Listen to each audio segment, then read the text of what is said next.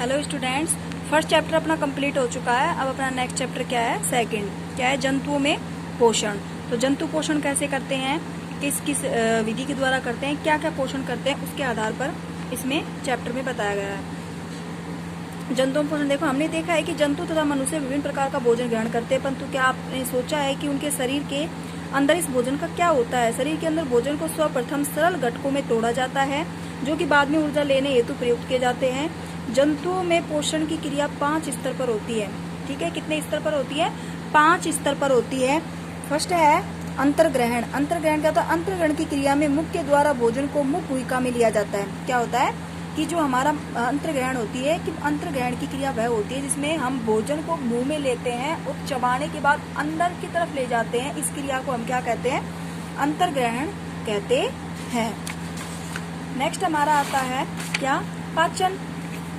पाचन क्या है कि पाचक रसों द्वारा भोजन के सरल घुलनशील घटकों में बदले जाने की क्रिया पाचन कहलाती है। क्या कहलाती है? पाचन कहलाती है। पाचक रसों द्वारा भोजन के सरल घुलनशील घटकों में बदले जाने की प्रक्रिया को पाचन कहते हैं। यानी कि भोजन जब अंदर चला जाता है हमारे स्टमक के अंदर, तो बहुत सारे पाचक रस हार्मोन्स होते हैं जो हमारे भोजन को पचाने में सहायता करते हैं। इस क्रिया को हम पाचन कहते हैं।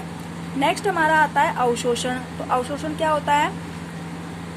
साधारण में घुलनशील अवस्था में आने के बाद भोजन का शरीर के द्रवों में घुलने की क्रिया को हम क्या कहते हैं? अवशोषण कहते हैं। यानी कि जब भोजन छोटे छोटे भागों में डिवाइड हो जाता है और अलग हो जाता है, यानी कि पानी अलग हो जाता है और भोजन अलग हो जाता है, तो इस क्रिया को हम क्या कहते हैं?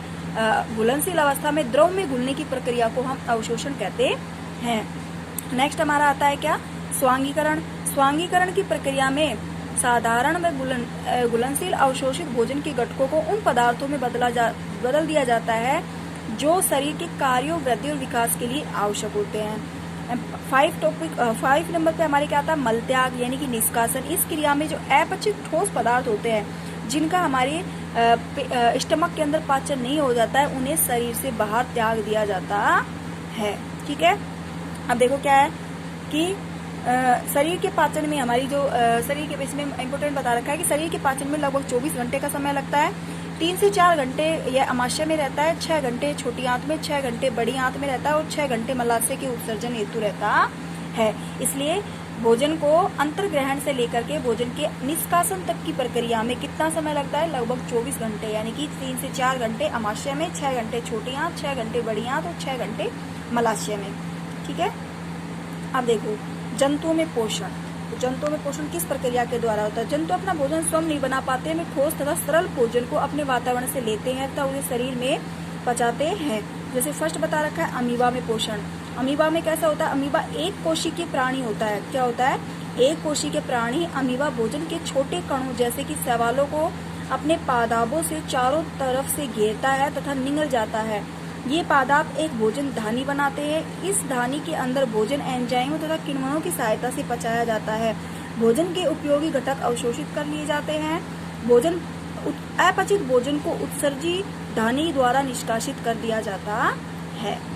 ठीक है, नेक्स्ट हमारा क्या आता है कि मानव में पाचन तंत्र। मानव में भोजन का पाचन कैसे होता है? मानव का पाचन तंत्र पाचन अंगों तथा ग्रंथियों से मिलकर बनी एक जटिल संरचना है। कैसी संरचना है? जटिल। जो भोजन का पाचन करते हैं, जो हम भोजन खाते हैं उसे उपयोग में लाने के लिए हमारे शरीर में पहले इसे छोटे छोटे कणों में विभाजित किया जाता है, फिर इसका अवशोषण करके अवशिष्ट पदार्थों को उत्सर्जित भी किया जाता है। अधिकतर पाचक अंग जो कि नलिकाकार होते हैं, भोजन की अंतर्वृष्टि करके इसे शरीर के कई हिस्सों में भेज देते हैं। पाचक तंत्र एक महत्वपूर्ण घुमावदार नली है जो कि बुक से लेकर गुदादार तक फैली हुई होती है। इसके साथ ही कुछ अन्य अंग जैसे कि यकृत और अग्नाशय से जुड़े हुए होते हैं जो कई पाचक रसायनों का उत्पादन करते हैं तथा उन्हें जमा करते रहते हैं। ठीक है, अब पाचन क्रिया देखो, पाचन क्रिया में कहाँ से होते हैं? शुरुआत कहाँ से होती है? देखो, पाचन क्रिया मुख से शुरू होती है। भोजन चबाने की प्रक्रिया द्वारा छोटे छोटे टुकड़ों में टूटता है। भोजन क्या होता है? चबाने की प्रक्रिया के द्वारा उसको क्या कर लेते हैं? छोटे छोटे टुकड़ों में तोड़ लेते हैं तथा लार एंजाइमों के साथ रासायनिक क्रिया करता है। एंजाइम लार ग्रंथियों से उत्पन्न होते हैं तथा छोटे छोटे कणों में मंड भोजन दांतों द्वारा काट या चबाया जाता है। चबाकर भोजन को छोटे छोटे टुकड़ों में बदल दिया जाता है तथा फिर इसे लार ग्रंथि जिसे श्लेष्म एंजाइम कहते हैं मिलाई जाती है। इस प्रक्रिया को च्यवरण कहते हैं।